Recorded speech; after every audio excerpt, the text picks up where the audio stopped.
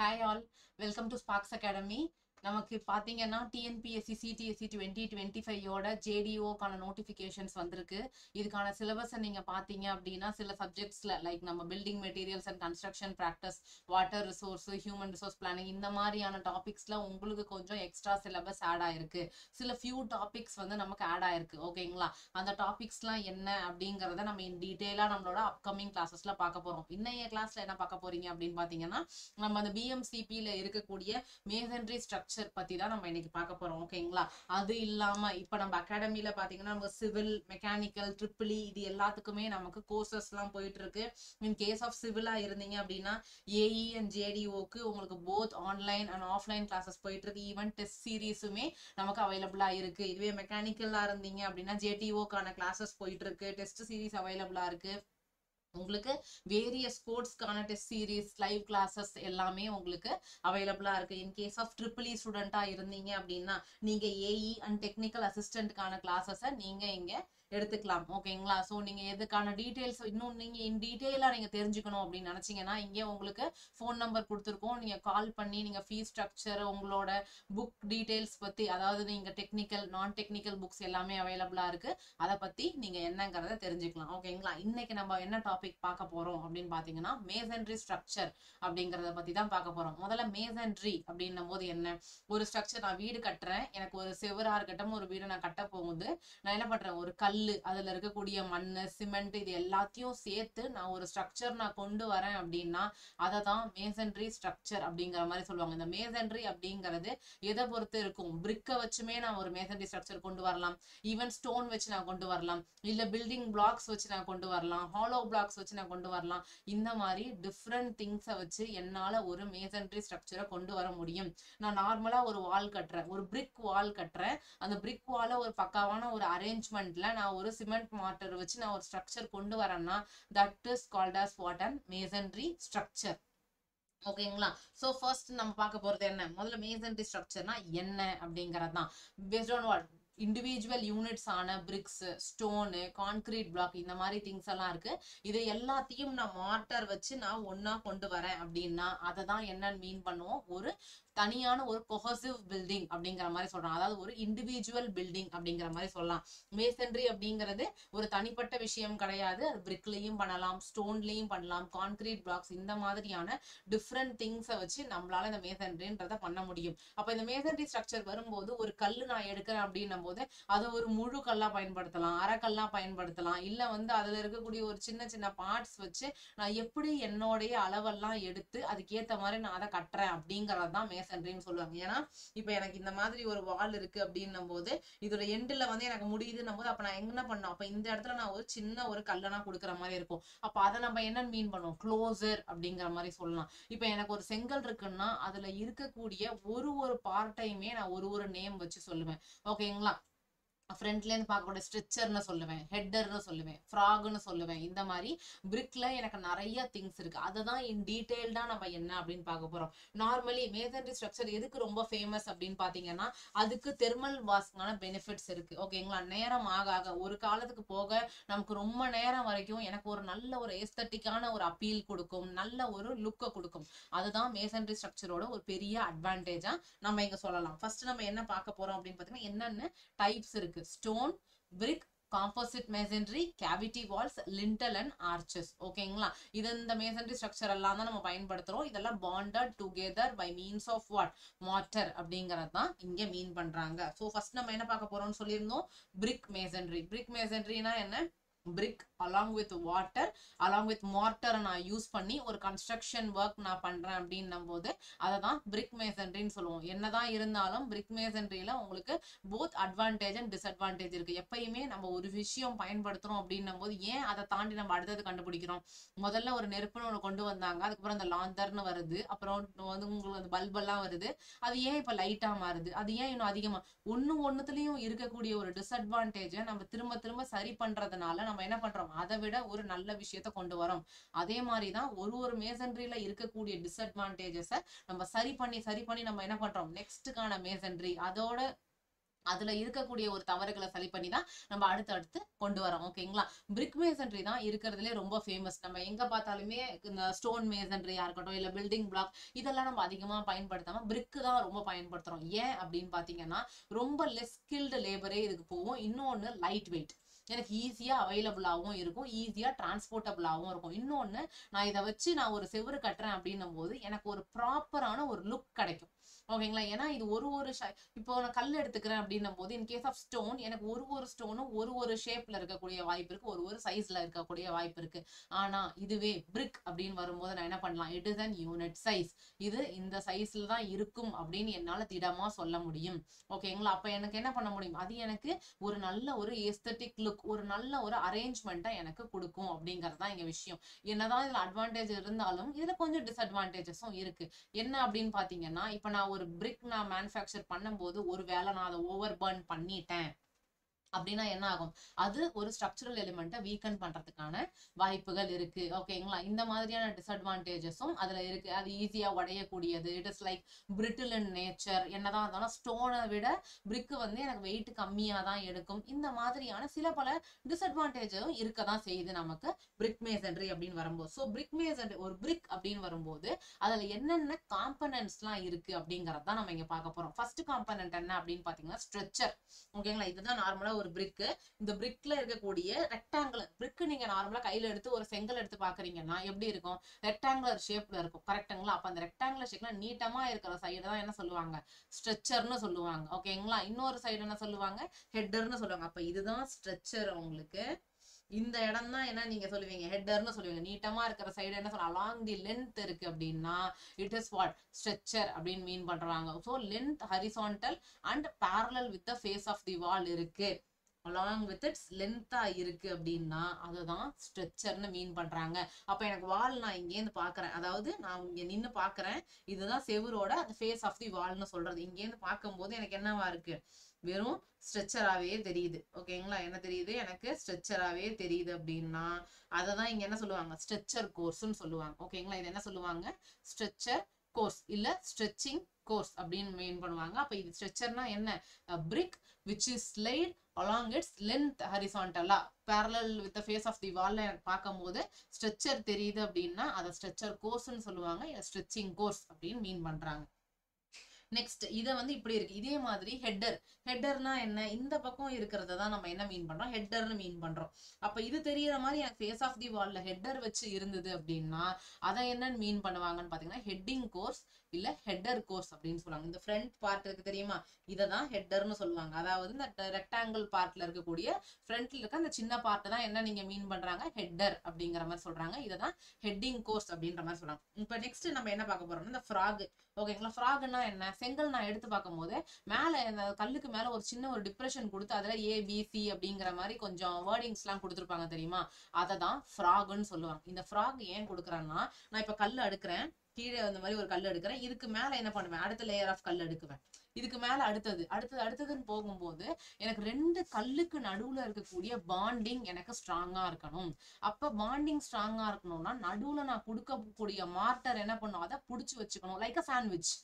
ஓகேங்களா? என்ன பண்றேன், நான் ரெண்டு பிரெட் இருக்கு, அதுக்கு நடுவுல நான் ஒரு திங் வச்சு நடுவுல நான் டம்ப் பண்ணும்போது நல்லா அது ஸ்ட்ராங்கா இருக்கணும். அப்ப ரெண்டு பிரிக் ரெண்டுமே எனக்கு சொரசொரப்பா இருக்கக்கூடிய சர்ஃபேஸ், அப்ப அது ரெண்டும் ஒட்டணும். நான் நடுவுல மார்ட்டர் கொடுக்குறேன், அது எப்படி செட் ஆகும், நடுவுல இந்த வேர்டிங்ஸ் மாதிரி கொடுத்தேன்னா அதுல எனக்கு ஒரு நல்ல ஃப்ரிக்ஷன் கிரியேட் ஆகும். அந்த ஃப்ரிக்ஷனு எனக்கு நல்ல ஒரு பாண்டிங்கை கொடுக்கும். அதை தான் என்ன மீன் பண்ணுவாங்க அப்படின்னு பாத்தீங்கன்னா உங்களுக்கு ஃப்ராக்னு சொல்லுவாங்க. ஓகேங்களா? இப்ப நெக்ஸ்ட் நம்ம பார்க்க போறது என்ன, பாண்ட். பாண்ட்னா என்ன, இந்த இன்டர்லாக்கிங்காக கொடுக்கறது தான். இந்த இப்ப கொஞ்ச நேரத்துக்கு நான் எக்ஸ்பிளைன் பண்ணல, ஃபார் அரேஞ்ச்மெண்ட் ஆஃப் பிரிக்ஸ் எனக்கு அந்த இன்டர்லாக்கிங் தேவை. அப்ப அந்த இன்டர்லாக்கிங் தான் எனக்கு என்ன பண்ண போகுது, அந்த கண்டினியூஸான ஒரு வெர்டிகல் ஜாயிண்டா எனக்கு கொடுக்குது. ஓகேங்களா? அதை தான் என்ன மீன் பண்றாங்க, பாண்ட் அப்படின்னு மீன் பண்றாங்க. ஓகேங்களா? Next course. கோர்ஸ்னா என்ன, ஹரிசான்டல் லேயர். எப்படி சொல்றது, நான் வந்து ஒரு வால் ஆஃப் தி, நான் அந்த வால் எப்படி பாக்குறேன் அப்படின்னும் போது இப்படி ஸ்ட்ரெயிட் லைனா இருக்கு தெரியுமா, ஈச் அண்ட் எவ்ரி இதுதான் ஒரு கோர்ஸ். இது ஒரு கோர்ஸ், இது செகண்ட் கோர்ஸ், இது தேர்ட் கோர்ஸ், இதே மாதிரி இது ஒண்ணுமே இந்த ஹரிசான்டல் இதை தான் என்ன சொல்லுவாங்க, கோர்ஸ் அப்படின்னு சொல்லுவாங்க. So horizontal layer of bricks laid in a mortar of brick work தான் என்ன சொல்றாங்க, கோர்ஸ்ன்னு சொல்லுவாங்க. ஓகேங்களா, இந்த கோர்ஸ்லாம் எதுக்கு யூஸ் ஆகும்னா, நான் டைப்ஸ் ஆஃப் பாண்ட் எல்லாம் நம்ம படிக்கும் போது இந்த கோர்ஸ் யூஸ் ஆகும். So each and every course எந்த மாதிரி இருக்கு அப்படிங்கறத அதுல பார்த்திருப்போம். ஓகேங்களா, நெக்ஸ்ட் என்ன அப்படின்னு பாத்தீங்கன்னா பிரிக் பேட்.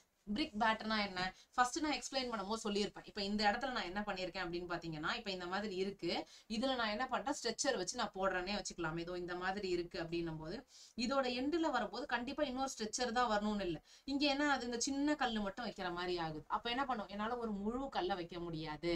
அங்க எனக்கு எந்த டைமென்ஷன் ஆஃப் கல்லு தேவையோ அது அளவுக்கு நான் அந்த செங்கலை உடைச்சு நான் அந்த இடத்துல வைப்பேன்.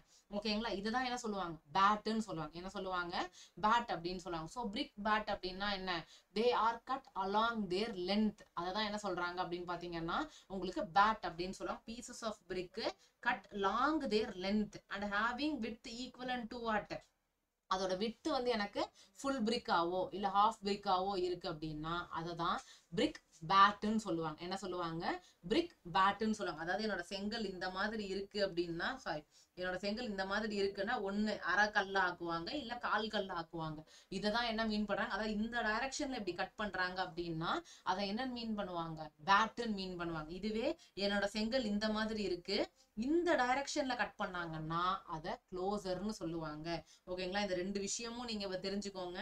இதுல என்னென்ன ரெண்டு விஷயம் நம்ம பார்த்திருக்கோம் அப்படின்னா, ஒரு பிரிக்கை நான் இப்படி ஸ்ட்ரைட்டா ஒரு பிரிக்கை பாக்குறேன், அந்த பிரிக் இப்படி இருக்கு அப்படின்னும் போது அலாங் எனக்கு வந்து இப்படி லென்த்தா இது இந்த மாதிரி விட்டு வந்து ஈக்குவல் ஃபுல் பிரிக்கா ஹாஃப் பிரிக்கா இப்படி கட் ஆகுது, இந்த மாதிரி கட் ஆகுது அப்படின்னா அதை பேட் அப்படின்னு சொல்லுவாங்க. இந்த மாதிரி கட் ஆகுது அப்படின்னா அதை க்ளோசர்னு சொல்லுவாங்க. ஓகேங்களா, இது ரெண்டுமே கண்டிப்பா உங்களுக்கு கேட்பாங்க, அதனால இதை ஞாபகம் வச்சுக்கோங்க. ஓகேங்களா, இதுவே குயின் க்ளோசர் அப்படின்னா என்ன, நம்ம இப்ப சொல்லி க்ளோசர்னா என்ன சொல்லியிருந்தேன், with along with what which is half as wide as a full brick. அததான் along the what length wise எனக்கு 2 போர்ஷனா கட் பண்ணனா அதை க்ளோசர்னு சொல்லுவாங்கன்னு பார்த்தோம்னா, இது ஃபுல் பிரிக்.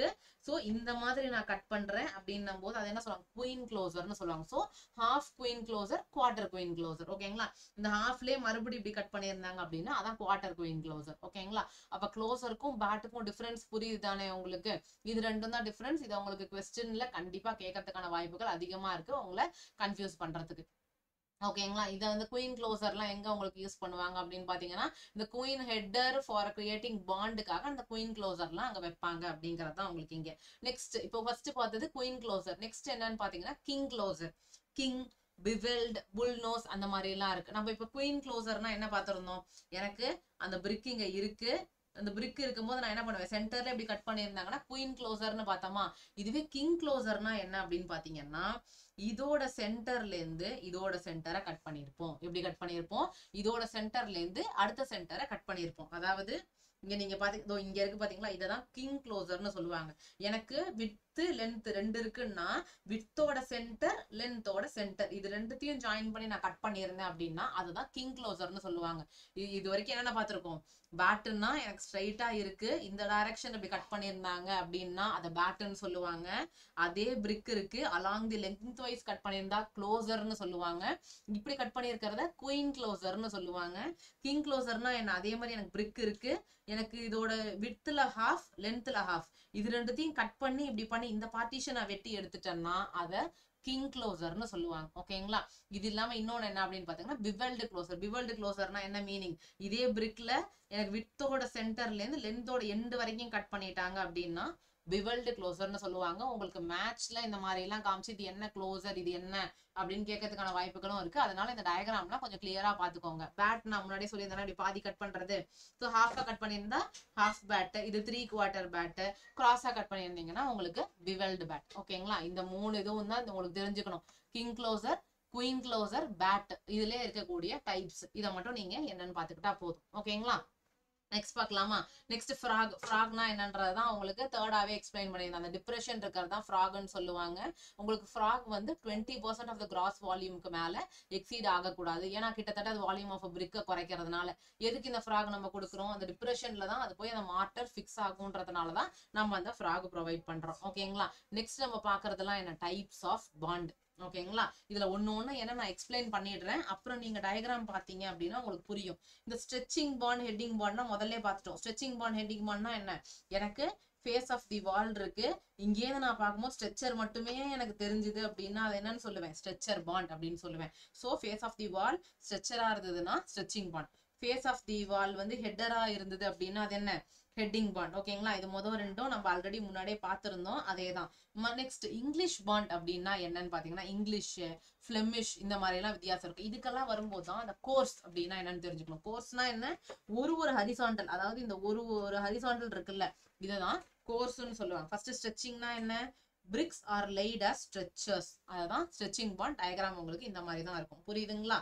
நெக்ஸ்ட் என்ன பார்த்தோம், ஹெட்டிங் பாண்ட் சொல்லியிருந்தேன்னா, நெக்ஸ்ட் என்ன, ஹெட்டிங் பாண்ட். எனக்கு ஃபேஸ் ஆஃப் தி வால் பார்க்கும்போது எனக்கு ஹெட்டர்ஸா இருக்கு எவ்ரி கோர்ஸ் ஆஃப் தி வால்ல. கோர்ஸ்னா என்ன, இதுதானே கோர்ஸ்ன்னு சொல்லியிருந்தோம், இதுதான் ஒரு கோர்ஸ். அப்ப இந்த ஒரு கோர்ஸ்ல எனக்கு ஹெட்டரா இருக்கு அப்படின்னா அதை ஹெட்டிங் பாண்ட்னு சொல்லுவாங்க. மேக்ஸிமம் இதெல்லாம் வந்து அந்த ஃபூட்டிங்ஸ் ஆஃப் வால் காலம் அந்த மாதிரி இடத்துலலாம் நான் வந்து இந்த ஹெட்டிங் பாண்ட் யூஸ் பண்ணுவேன். நெக்ஸ்ட் வந்து என்ன, இங்கிலீஷ் பாண்ட். இங்கிலீஷ் பாண்ட் பிளெமிஷ்ல இருந்தா உங்களுக்கு கொஞ்சம் டிஃப்ரெண்டா இருக்கும். இங்கிலீஷ் பாண்ட்னா என்ன, எனக்கு ஒரு கோர்ஸ், இது வந்து first course, second, third, fourth இந்த மாதிரி கோர்ஸ் இருக்கும்போது அல்டர்னேட் கோர்சஸ்ல எனக்கு ஹெட்டரும் இதுவும் மாத்தி மாத்தி எனக்கு வருது அப்படின்னா அததான் இங்கிலீஷ் பாண்ட்னு சொல்லுவாங்க. இப்ப எனக்கு ஃபர்ஸ்ட்ல வந்து எனக்கு என்னவா இருக்கு, ஹெட்டரா இருக்கு. ஸோ செகண்ட் என்னவா இருக்கும், ஸ்ட்ரெச்சரா இருக்கும். தேர்ட் என்னவா இருக்கும், ஹெட்டரா இருக்கும். ஃபோர்த் என்னவா இருக்கும், ஸ்ட்ரெச்சரா இருக்கும். ஸோ ஹெட்டரும் ஸ்ட்ரெச்சரும் அந்த கோர்ஸுக்கு மாத்தி மாத்தி அல்டர்னேட்டிவ் கோர்ஸுக்கு எனக்கு வருது அப்படின்னா it is called as English bond. Header and stretcher laid in alternative course. இதுல உங்களுக்கு என்ன கொஸ்டின் கேட்பாங்கன்னா, which among the bond strongest of all the bond அப்படின்னு ஒரு கொஸ்டின் வந்ததுன்னா இங்கிலீஷ் பாண்ட். ஓகேங்களா, இதுல வந்து உங்களுக்கு ஒரு ரஃப் அப்பியரன்ஸ், ஒரு 1 brick திக் வால் இருக்கக்கூடிய இடத்துலலாம் நம்ம இதை பயன்படுத்தலாம். ஓகேங்களா, இதுக்கு ரொம்ப ஒரு ஒர்க் கொடுத்து பண்ணணும்லாம் கிடையாது. என்னதான் இருந்தாலும் வந்து உங்களுக்கு பிரிக் பேட்டிங்கை யூஸ் பண்ற மாதிரி இருக்காது. ஓகேங்களா, பட் வெரி ஸ்ட்ராங்கான பாண்ட் எதுன்னு உங்களுக்கு கொஸ்டின்ல கேட்டாங்கன்னா அது இங்கிலீஷ் பாண்ட் தான். நெக்ஸ்ட் பிளெமிஷ் பாண்ட்னா என்னன்னா, ஒரே கோர்ஸ்னா என்ன சொன்னது, ஒரு லைனா ஒரு கோர்ஸ்னு சொன்னா ஸ்ட்ரெச்சர் ஹெட்டர், மறுபடியும் ஸ்ட்ரெச்சர், மறுபடியும் ஹெட்டர், ஸ்ட்ரெச்சர் ஹெட்டர்னு மாத்தி மாத்தி வருது. ஸ்ட்ரெச்சர் ஹெட்டர், ஸ்ட்ரெச்சர் ஹெட்டர், ஸ்ட்ரெச்சர்னு இப்படி ஒரே கோர்ஸ்ல எனக்கு மாத்தி மாத்தி வருதுன்னா அத பிளெமிஷ் பாண்ட்னு சொல்லுவாங்க. Header and stretchers laid alternatively in the same course, அதை என்ன சொல்லுவாங்க, பிளெமிஷ் பாண்ட்னு சொல்லுவாங்க. பிளெமிஷ் பாண்ட்ல 2 டைப் இருக்கு, ஒன்னு டபுள் பிளெமிஷ், இன்னொன்னு சிங்கிள் பிளெமிஷ். டபுள் பிளெமிஷ்னா என்னன்னா, இப்ப நான் வால் இருக்கேன் அப்படின்னா முன்னாடி நான் இப்ப நீ நின்னு பாக்குறேன்னு எனக்கு தெரியறத ஃபேஸ் ஆஃப் தி வால்னு சொல்லுவாங்க. அந்த வாலுக்கு பின்பக்கம் இருக்கிறத பேக் ஆஃப் தி வால்னு சொல்லுவாங்க.